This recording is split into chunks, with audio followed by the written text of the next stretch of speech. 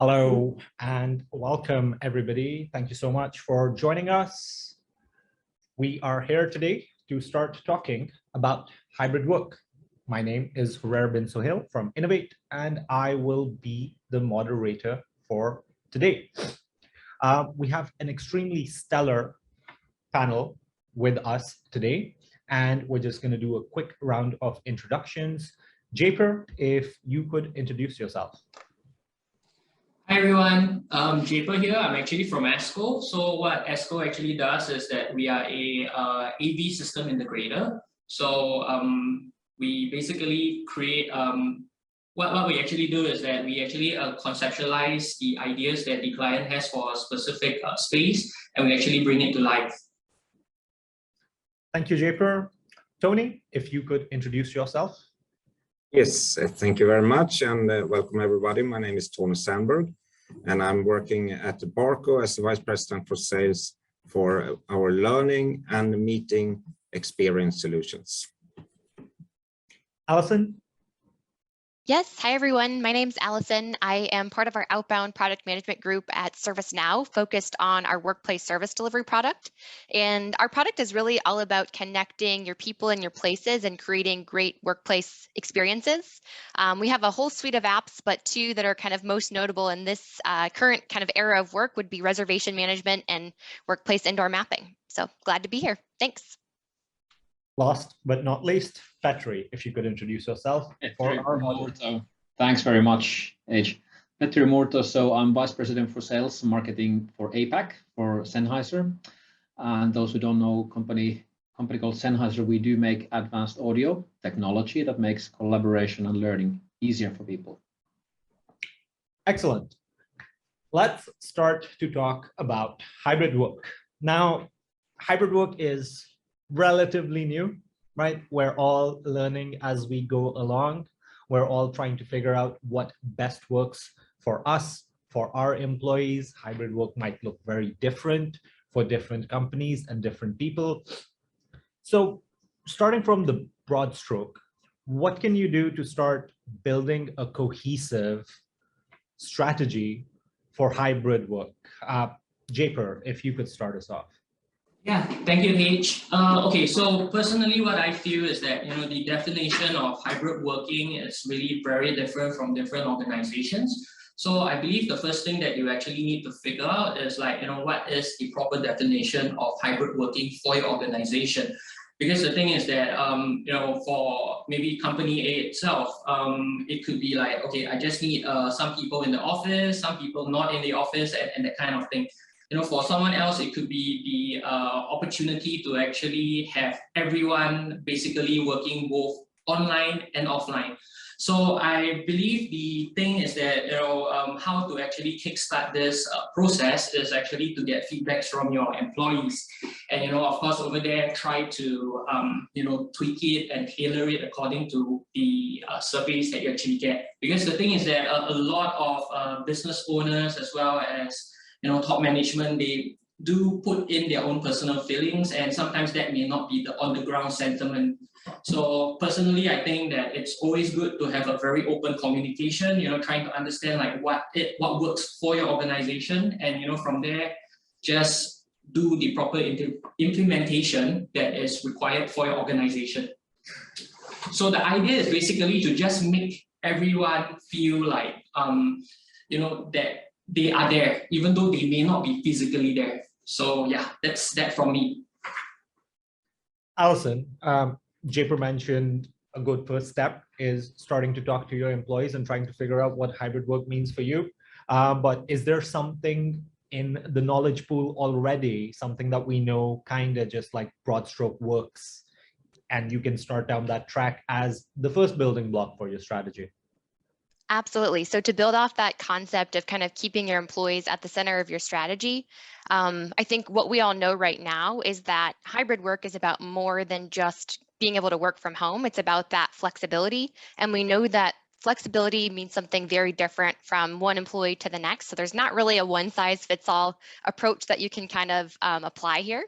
And so one thing that I've seen very effective that a lot of our customers have been doing here is actually going through kind of a process to identify your different worker personas and then conducting focus group sessions. So actually collecting those different worker personas, getting them in some sort of setting to ask them questions and get that direct feedback. Because again, as Japer was just mentioning, it's not a one-size-fits-all strategy that you can kind of apply here.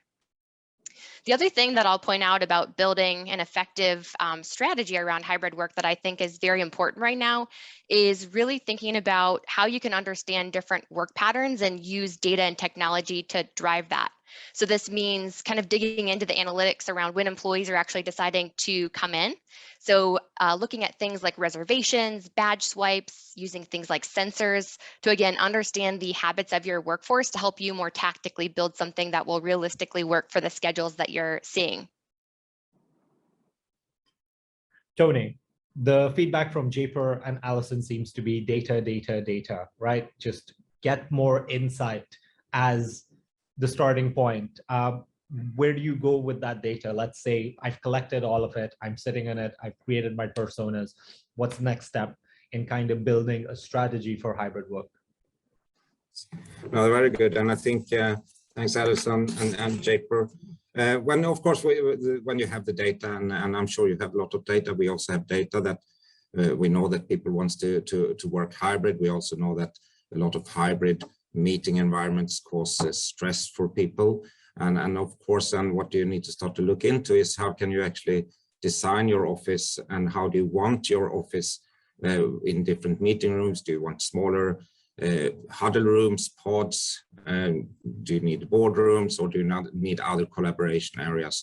And then, of course, start to look into how can we use the technology here as the enabler to reduce that stress that a lot of people today feel them when they are in a hybrid meeting. And this stress can be because of, you don't know how you're going to connect to the meeting room and you want to share presentations and so on and so forth. How do you actually use that workflow to start the meeting using your laptop, for instance, to make it easy for all the users wherever they are, whether at home or whether in a collaboration space, in a small huddle room or in a board meeting. And that's really where technology can help to reduce the stress and actually make the meeting run much, much, much smoother. Petri, Tony just mentioned technology as an enabler for your hybrid workplace and your hybrid environments. Could you elaborate on that a little bit? What role does technology play and how should people view technology moving forward, seeing that we're in this hybrid world of hybrid work? Thanks very much. Yes, technology, of course, is key in today's world. And I cannot, seriously re-emphasize more that it's vital that enterprises have to develop their own strategies for hybrid work. And really saying that the own strategy is the key to all of the organizations as well.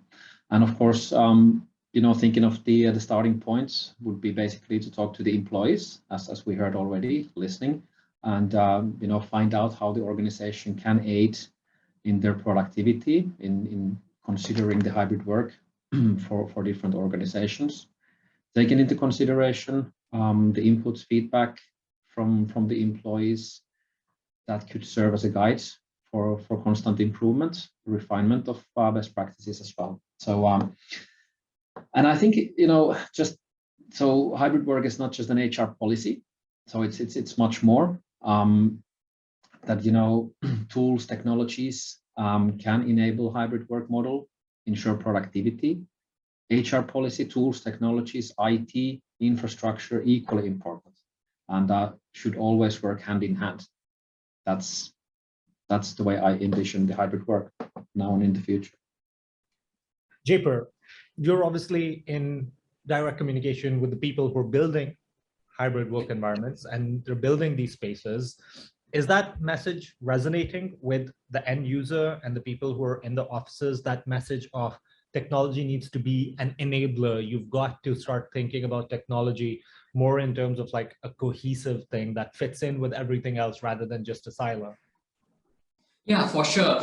So, okay, so this is what actually we are experiencing. So the thing is that because a lot of people, they do know of like the different technologies that are out there and things like that. And, you know, as much as there's a lot of bells and whistles and things like that, some of the equipments out there may not be very suitable for their organizations. And the thing is that, you know, as much as possible, of course, from a client's perspective, we definitely want to try to, you know, achieve whatever that they actually want.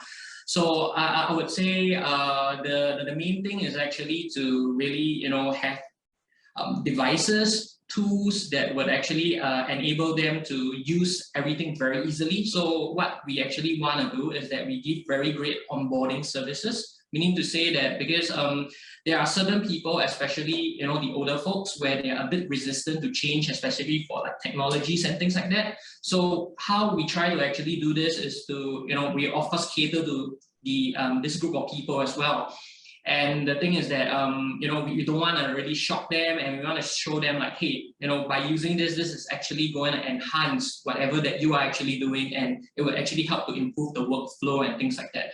So I'm just going to take some examples. So, you know, we can talk about like the ceiling microphones, like, you know, what Sennheiser actually has, their TCC, the Team Connect 2, you know, of course, the click share itself from Barco itself. And of course, you know, from ServiceNow, they do have like the meeting room bookings and things like that. So, I mean, these are things that, to be honest, if you look at it from a very overview, it looks very simple. You know, it doesn't really help much and things like that. But the thing is that in reality, when people actually use it, they start to appreciate like what this actually does, how this actually simplifies everything for them. So yeah, that's that from me. Tony, Japer mentioned something really interesting, which is the resistance to adopting new technology, right? And the problem right now is technology has become so critical, and so much new technology is streaming into the workspace. How do you start getting people to adopt things? Is it just a matter of you making your products easier and simpler and more intuitive? Definitely, we have our part as technology vendors. We need to do friendly technology that is easy to use. We cannot create too complicated solutions. So that, of course, is a very big part of it. And also, yes, there are certain training as well involved in the company. But yes, I would say the user-friendly technology is the key. And we can just look at the different workflows. Say that you are in the office, all of a sudden you need to make a call. Do you need to book a call, or do you need to put it in your Teams calendar? Or no, a lot of times you just need a space to go into. And then of course we need to have technology that you can easily just dial the person ad hoc, and also then connect the video. And that is a technology that exists today, that we design and solutions that just go in, connect to the meeting, and you can use your own laptop, but still you can use the video equipment and the audio equipment in the room. So that is one thing that we have looked at, and to make it as easy as possible for people having a meeting, whether it's a scheduled meeting or whether it's an ad hoc meeting. And we of course all know that that we have a lot of those today, both ad hoc and scheduled meetings. So to summarize the question, yes, it needs to be user-friendly. You need to listen to the customers. We know from Barco surveys that more than 70% of people wants to use the laptop to host a video conference, and that is quite striking. So how do we then, as technology provider, make that easy and make it easy for the end user, just connect the laptop and run the meeting from the laptop? Allison, in the context of the solutions that ServiceNow provides, I'm sure you're seeing that people are now paying attention to these new workflows that they've never paid attention to before, right? Like room booking, Yes. desk booking, things like that. They weren't even on a lot of SMEs' radars before. So how do you start that conversation and of getting these people who are completely brand new to these workflows and getting them onboarded and getting them feeling like they're proficient and that they can get what they need out of it? Yes, you're absolutely right. In this new era of hybrid work, one of the first questions that our customers have is how do we even get started? Let's say we want to enact something like neighborhoods or hoteling, like how do we enable that from a technology perspective? And obviously that's inherent in the design of our applications, but what we're also seeing as kind of a trend right now with customers is this concept of piloting. So our customers have kind of large real estate footprints, but they're deciding to hone in potentially on one pilot location and roll out and use that as kind of a learning that then is spread throughout the rest of their locations. So specifically with the kind of hot topic right now of hybrid work, the big thing that's popular from an implementation perspective for customers is reservation management and actually allowing employees to book spaces and enact that. And one of the powerful results of that we're now seeing come to fruition is visibility into who else is on site for collaboration purposes. So let's say you now have visibility into the fact that your 5 coworkers are in the office this week and you actually want to book space near them. We're now kind of seeing that come to fruition, which is very powerful and gets our customers even more excited about kind of rolling this out to other locations. The other big trend that I'm seeing that is kind of emerging as an area of excitement within customers right now is this concept of mapping. So actually last year, ServiceNow made an announcement that we were intending to acquire a third-party mapping technology named Mapwise. And so actually just back on May 5th, we announced that that was replatformed and now natively part of our suite of applications. So that's now kind of an added layer that our customers are working on implementing within reservation management, which is exciting.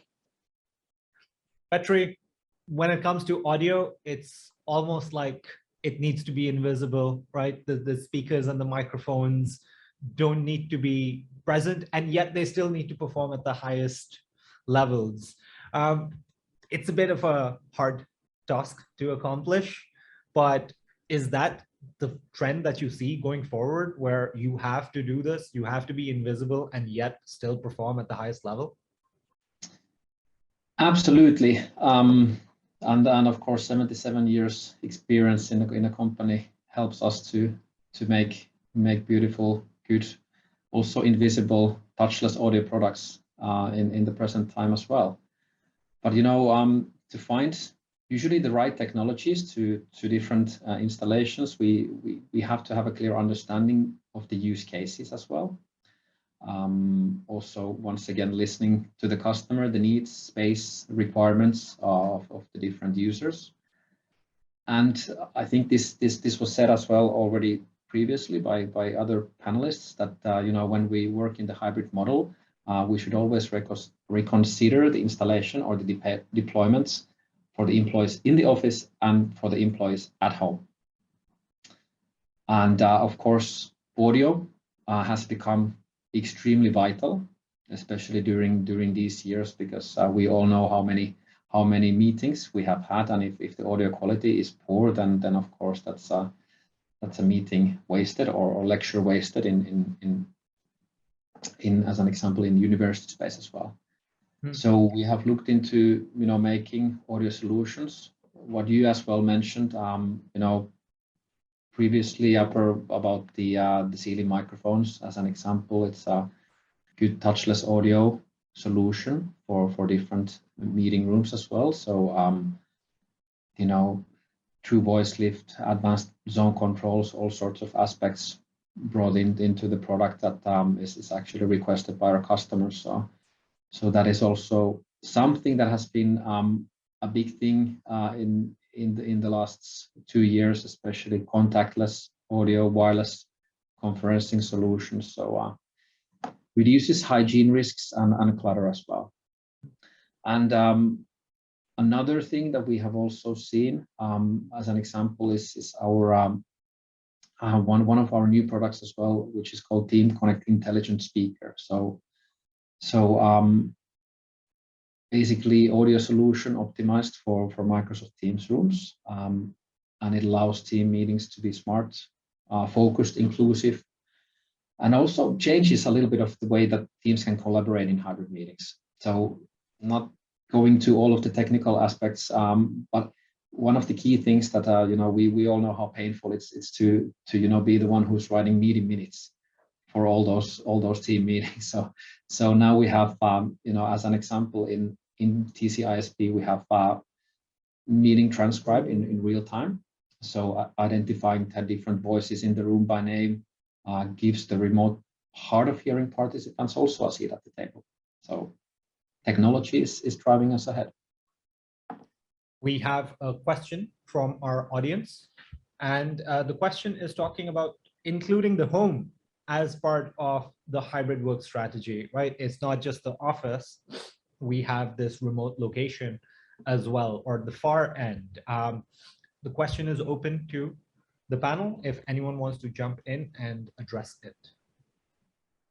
I can jump in. So one thing that I've been seeing with our customers in terms of addressing the home aspect is from a service offering perspective, offering work from home kits. And some of our customers have been labeling these in creative ways, such as home office in a box or office in a backpack. And it's being a little bit more proactive about sending employees the different tools and resources that they need at home to work effectively. And I really love this because I think those of us who are employees working at home, we've been doing it for the past like 2 years, and you don't think about how impactful it could be to get something new delivered to you that you hadn't even thought about. It could be as simple as having a whiteboard, or maybe it's a new webcam that makes you want to like turn your video on and be more collaborative. But that's one thing that I've been seeing our customers do to really incorporate that home aspect, is being proactive and sending those tools directly to employees. Excellent answer, Alison. And it kind of segues into the next topic of discussion, which is going to be around concrete tips.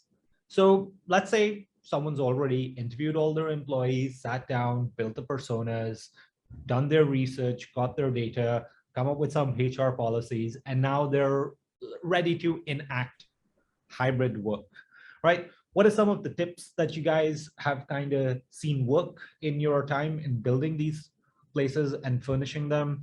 What are some things or some pitfalls that you think that they can really easily avoid? Chaper, if you could start us off. Yeah, sure. So I will actually be covering not only like whatever that's happening over right now, I will also be covering things like what I think future trends would actually be like.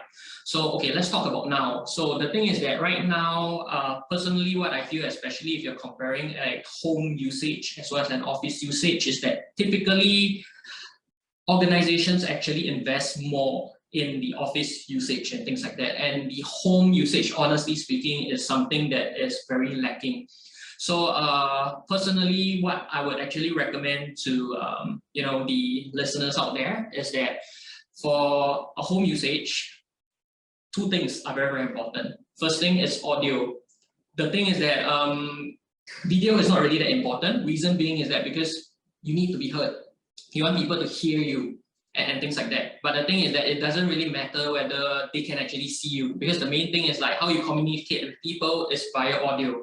So make sure your audio is great. Of course, internet connection is another factor as well, because running a lot of stuff, eating up the bandwidth and things like that would actually affect your video conferencing experience as well. So do keep that in mind. Okay, so I mean, if you're talking about maybe future tech and things like that, personally, I feel that VR is definitely something that is really expanding quite a fair bit. And in fact, if you look at Facebook, now known as Meta, they are really investing heavily on that space. So in fact, they bought this hardware company called Oculus. So they have actually rebranded it to Meta as well. And I think what's going to happen is that because the reason why VR is not as popular as it should be is that I believe it's because of two reasons. One is the affordability. So right now it's still, I wouldn't say it's super expensive, but it's definitely not something where, it's like spare change that you spend on. You have to really want to commit to it to actually purchase it. The second thing is the, how comfortable it is, because imagine wearing something heavy on your head for long hours definitely is going to be very painful for you. So the thing is that, another thing that this would be slightly off whatever that we're talking about, but I mean, it's booming as well as, the crypto market itself. Everyone is very crazy about it and things like that. And, who knows? Right now, everyone is talking about virtual land spaces. I believe you've seen big organizations purchasing land on virtual lands itself. So who knows? Maybe in the future, your office space is not a physical space, but it could be even a virtual space as well.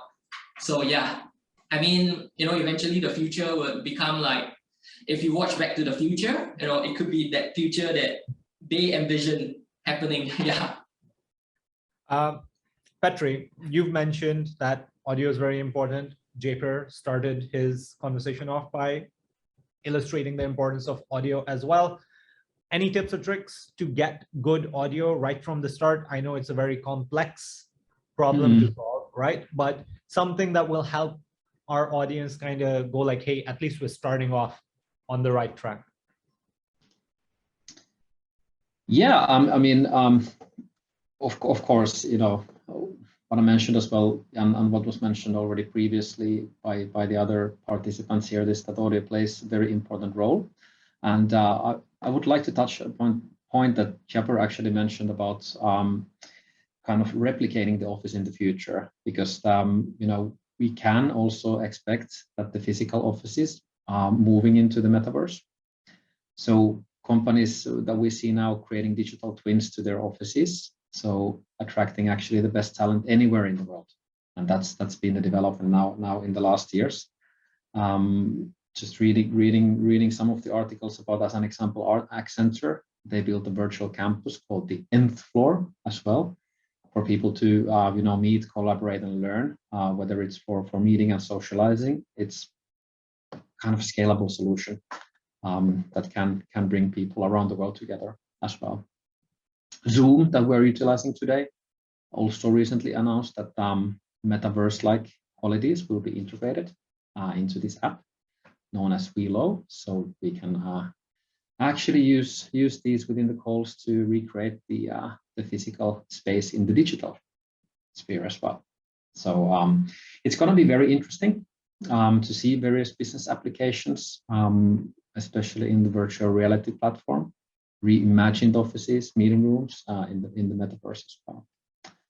So of course, coming back to your question about the audio and the importance of it, yes, we are keeping close eye on the developments of the metaverse space, and of course, being one of the leading manufacturer of audio solutions in this world, we want to stay on the edge of innovation as well.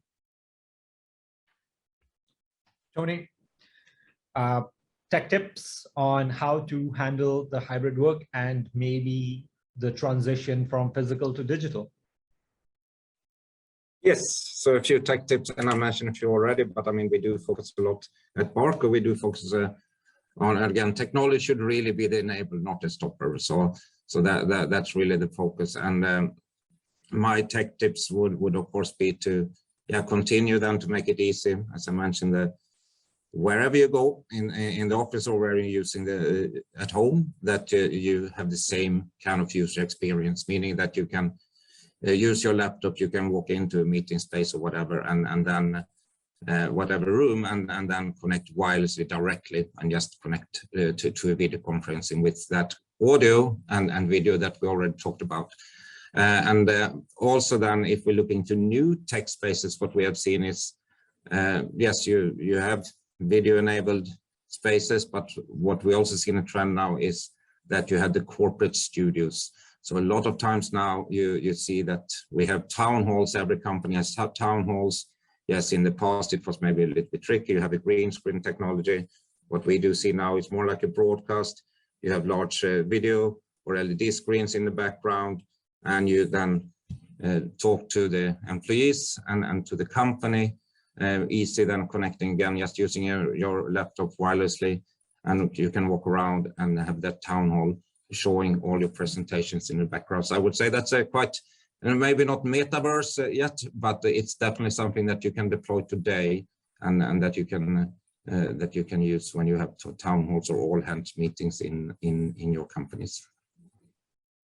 And Alison, there's a question from our chat, which is very relevant to the things that we're talking about. It is talking about getting a single pane of glass or a single window frame to kind of manage everyone that's coming into the office and everyone that's around in the space and everyone that's not around in the space.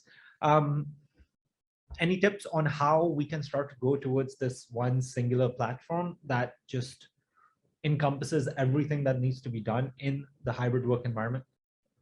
Yes, it's almost as if this question was written for ServiceNow. We like to call ourselves the platform of platforms, and one of our big strategies, I like to call it, we want to make as many friends on the playground as possible. But what that means is that we have a very strong integration strategy. So we know that there are a lot of platforms and tools that are kind of relevant in this current time. But what ServiceNow is focused on is helping bring all of that together for both workplace or facilities teams, but also employees. And additionally, what we do is oftentimes take that data, and we have a lot of dashboards and tools that can be kind of used to visualize that in one space. And so just to give one example, we have right now a lot of questions from customers on how do I actually think about things like utilization and how my space is being used. And so we have purpose-built dashboards that kind of help view all of that in one central location. So great question. One of the things that everyone kind of jumped on during this discussion right now was VR, right? This metaverse, this kind of like digital realm, which is now intersecting with our physical. I mean, technically, we're all in the digital world right now, even though we're all in separate physical locations. Hybrid work is really being envisioned as a transformation of spaces, right? People are just going like, hey, I need to transform my meeting room. I need to transform my boardroom. I want to bring the conversation to new spaces, right? Be it digital or physical, right? The office has always been like a lobby, a pantry, some desks, some meeting rooms, some boardrooms. Are we going to start seeing new physical spaces emerge as well that are going to become part of the office? And number two, is the virtual being incorporated? Are they kind of adding that to their office space here in Asia Pacific? Japer, those two questions over to you. Sure. Okay, so to answer your first question, I would say that, as you look at how the workspace has actually changed over the years, so, let's think about maybe 10 years back. 10 years back itself, an office is very, very straightforward. It's a reception, then you have all the different meeting rooms, the cubicles and things like that. So after that, I would say, maybe 5 years back, they removed the cubicles basically to make it like an open office concept and things like that. So I would say along the years, definitely there will be transformation and things like that. And how I actually envision, the next office spaces would be is that there is still a certain layer of privacy, as you can see from like, I believe you have seen booths where, if you need to take phone booths and things like that, where you can actually just hop in, but the thing is that it's still a very open, cohesive environment kind of, office spaces. So, and Google themselves, they actually practice this thing called the campfire. So what actually happens is that they actually have like a semicircle seating arrangement, and there's of course like the screens on the other side. So it seems like all of you are actually sitting in a circle, even though they may not be physically there. So that's how I actually see the offices going forward. Okay, regarding your second question itself, how would virtual actually mix with physical? So the thing is that right now, because of COVID itself, I would say this actually accelerated the the digital and physical space itself. The lines has been very blurred, and a lot of people are now more comfortable being on a virtual call like what we are doing right now, as compared to if you talk about before the pandemic started. So the thing is that how I see things are going forward is that definitely it would be much more easier, and definitely that there will be more softwares and things like that that will help enable people to reach out better, to collaborate better. So I mean, you see, for example, for Zoom itself, they just released their whiteboard functionality itself. This actually helps to collaborate more as compared to in the past, because in the past what you need to do is like you need to have a separate camera on a whiteboard and things like that. Yeah, but the thing is that now they actually integrated it. So I can't really say from the software perspective like what's going to happen next, but how I see it is that basically the lines are going to be blurred even more, and it comes to the topic of the VR, which I was speaking about just now as well. So yeah. Tony, you mentioned a little bit about corporate town halls, right? And we are seeing these places completely change from the town hall that we know to a completely different new thing. Maybe you can expand a bit more about what's happening and what the new town hall is going to be. Yes, thank you. So yes, so of course, so the new town hall is that you want to have, or you always have both than the physical and the virtual participants. So that's how you today, you have maybe 50, 60, 70% in the room, or if you're in MNC, that you have all the people across the world. You will still have a lot of people inside the room where you're actually standing talking. And they need to see then, of course, the presentations on the screens and what's behind you.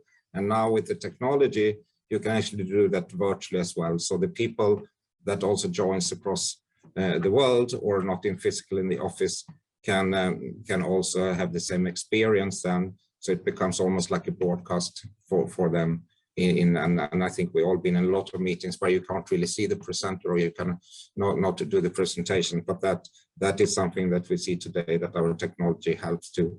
And it's also about, you have a lot of physical places that you need to have that hybrid. That is also training environments where you maybe have half of the class in the room, and you also have then students or employees that are joining that training class. You still need to have that ability for the trainer to do and walk around and do that teaching and still feel like he's teaching instead of focusing on the technology. So that's another environment where we see that the technology now has really helped to do those hybrid training classes. And also there are other control rooms. We already talked about more boardrooms, huddle space and so on and so forth, where you might have, both people sitting or walking around, but also joining from abroad.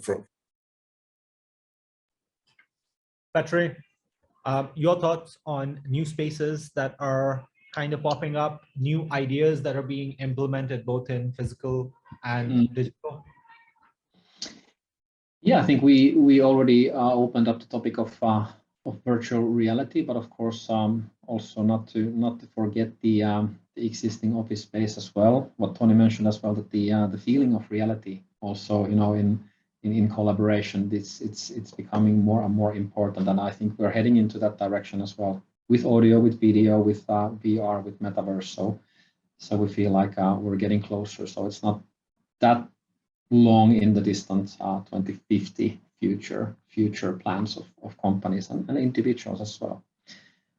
Of course, we always want to emphasize and listen to the feedback from everyone who utilizes our solutions, that it must be user friendly. So it must be very easy to use, because what we have realized in the last 2 years, hybrid work is here to stay. Okay, it's not gonna suddenly go away. This is the new world we're living in now. So,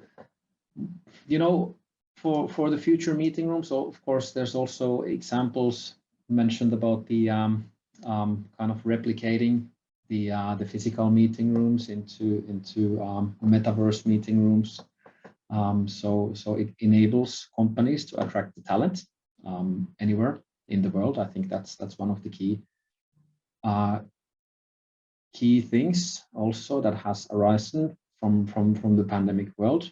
But also another good example is that we've seen now more and more these kind of events hotels. I think it was mentioned also these like a green screen studios where you host virtual town hall meetings and everything. So it also changes the workplaces, because you can have bigger company meetings. You can rent the space for one day, as an example, host your town hall, host your kickoff also from there. But it has to be set up in a way that it's actually gonna be user friendly and as real life as possible.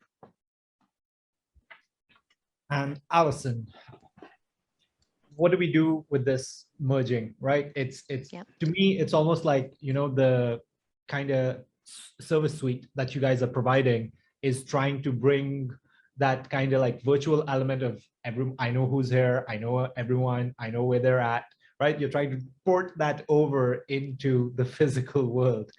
Kinda. I might be off base, but what do you think of? No, that's correct. And so what we're seeing right now is the workplace is shifting from being a place of habit to a place of purpose. So kind of piggybacking off of what we've been discussing, we're seeing a lot more events. And with these events, my prediction is that we're going to have a lot more space that's more modular and flexible. So maybe early in the week, this space is serving as an event location. There's a big gathering. There's an event where employees are kind of collaborating. But then later in the week, maybe that morphs back to being kind of a coffee collaboration spot. And so space essentially will be more dynamic, and it needs to be very adjustable based on these employee needs that are very specific and evolving. And so specifically from a product perspective, where workplace service delivery comes in that conversation is really providing your employees the ability to make these requests on behalf of their facility or workplace teams. So you as an employee would be able to go in and say, hey, I need to make a reservation. Here are my attendees. This is the configuration of the space that we need. We need to add on catering. So it's really kind of streamlining all of that and bringing that together and making it easy and frictionless for the employee. Again, needing that space to evolve from the early week use case of the event space to maybe the collaboration space. Excellent. We're going to open the discussion up for Q&As from the audience. I've already tried and incorporated some of the questions that they've put forward. And if you have any other burning questions, now would be the time to ask them. While we wait, there's something that I kind of want to touch on, and that is collaboration. Now, Japer mentioned, the platforms are doing a little bit extra in terms of collaboration. Zoom's introduced whiteboards and all these things, but the studies still show that collaboration over virtual is not as good as collaboration in person. And to be honest, right, other than meeting your colleagues, collaboration in person seems to be the biggest or the second biggest draw to the office, right? I want to go to the office because I want to collaborate in person.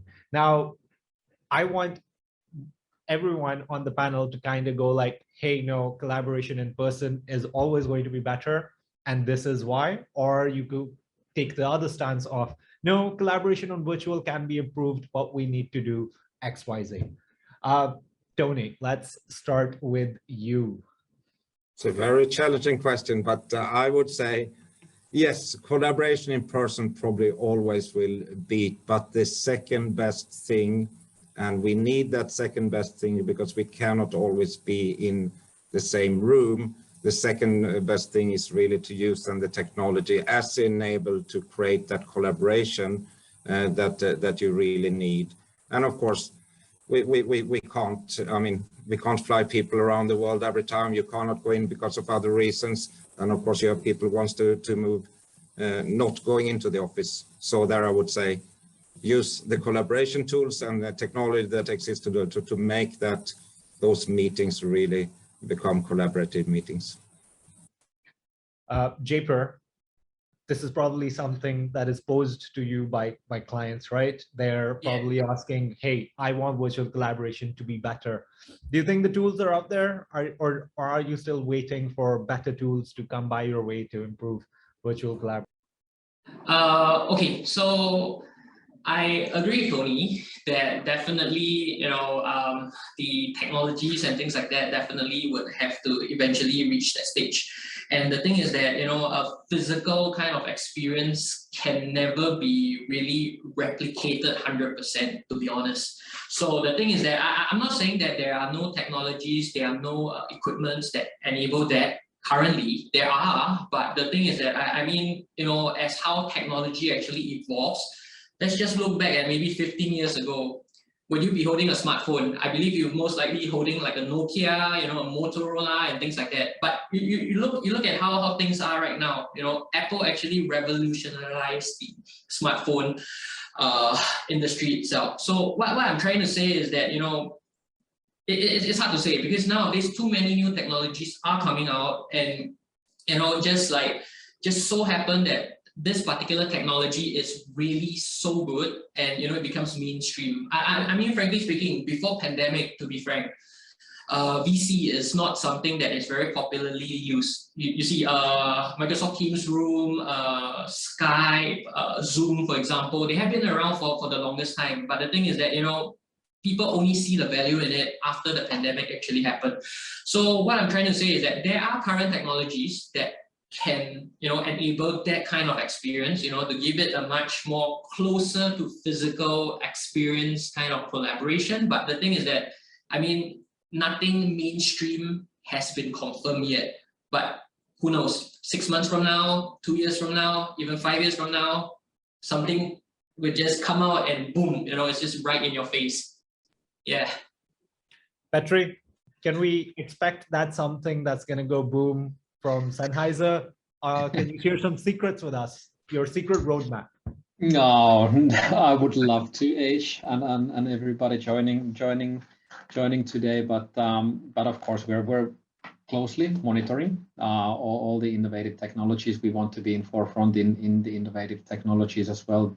Doing 3D virtual reality, everything that relates to audio in metaverse, in 3D, you name it. It's something that we want to put a high focus on.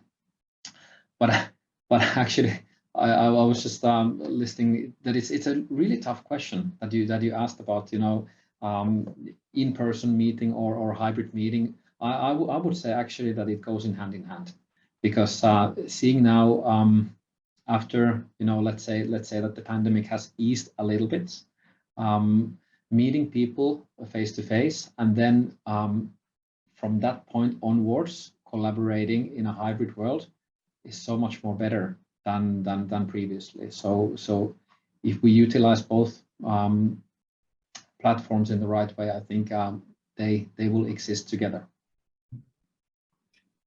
And Alison, same question over to you. In-person collaboration, or do you feel that collaboration on digital has gotten there? I think it entirely depends on the type of collaboration that's needed. But if I had to make a blanket statement, I would say that in-person is currently better for a multitude of reasons. But I do agree that there are different things happening with technology being an enabler that eventually we may see virtual catch up. And the other thing that I would point out that's interesting, just to kind of flip the perspective, I think technology is a big enabler here. But if I think about why virtual is maybe not as effective as in person, it's because we're very prone to distractions when we're virtual, right? So we may be at home, we may have things that are happening, kids running around in the background, we may be getting instant messages, emails. So I think part of this is also inherently in kind of the change management that your organization is applying in terms of expectations with virtual meetings. So I think that's the other angle that maybe needs to catch up, is almost like this reset of expectations when you are in a virtual environment, and kind of tuning into the meeting and trying to hone out of what's going on in your home. Tony, the studies show that one of the things, in addition to distractions and not being focused, one of the things that really gets people not collaborating as well on digital is you miss out on a lot of cues, like physical cues that you would just subconsciously pick up. And that to me seems like a problem of far end representation. It's like if the person's a tiny little box on your screen, obviously you're going to miss the physical cues, right? Yes. But it's a complex problem as well, right? Because maybe the other person doesn't have good internet, maybe they don't have the best setup, maybe they're logging in from a laptop. I know you can solve the in-room problem of representing far end, right? But could you expand on that and maybe touch a little bit on how you can actually make the remote location a bit better as well? Yes, so we're really talking about the stress of the meeting equity that we call it. That, yes, how do you make people sitting remotely feeling a part of the meeting? And yes, you mentioned already, you can set up the room, of course, and there are different ways of doing that. Yes, the persons are actually easily seen, and that's a lot. I think Japer probably knows this quite as well as when you actually design the room.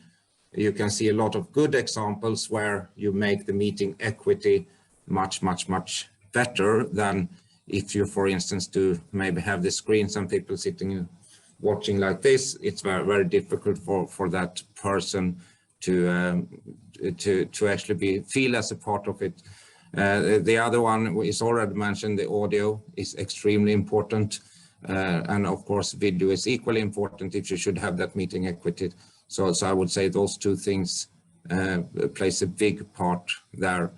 And then again, one thing that we talked about is the ease of use. So and we know in the studies that a lot of people feel stressed whether they are in the room or where they dial in. Here again comes in, it should be easy for the remote person to join and be a part of the meeting, and also sharing if they want to run the meeting from their laptop or as it was in the meeting room. And also another thing is that you can, for instance, have dual sharing.